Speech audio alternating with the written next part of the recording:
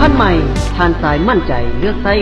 698เพราะบ่มีสารไวอากาศและสารเคมีกินแล้วช่วยบำรุงร่างกายฟื้นฟูทานสายให้แข็งแรงอึดทนน้ำหลายได้หลายหอบบ่เมื่อยบ่เพลีย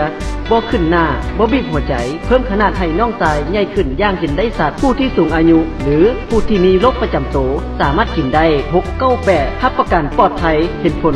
100% ส่วนผสมจากสมุนไพรธรรมชาติบ่ว่าจะเป็นทางเศร้าหอยนางรมโสมขิงดำซึ่งมีคุณประโยชน์สามารถฟื้นฟูทานสายได้จริง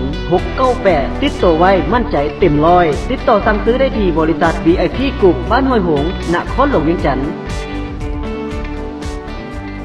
ผลิตภัณฑ์อาหารเสริมที่ช่วยให้ทานทรายมั่นใจเลือกไส้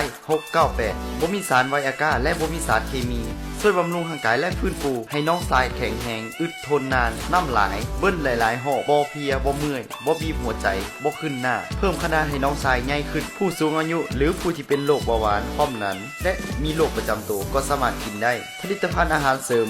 698มีส่วนผสมสมุนไพรจากธรรมชาติบ่ว่าจะเป็นทางเศร้าหอยนางรมโสมขิงดำมักเลนมักองุ่นซึ่งมีประโยชน์หลายอย่างที่สามารถฟื้นฟูให้ร่างกายแข็งแรงได้698ติดตัวไว้มั่นใจเต็มห้อยติดต่อสั่งซื้อได้ที่เบอร์020 972 72 999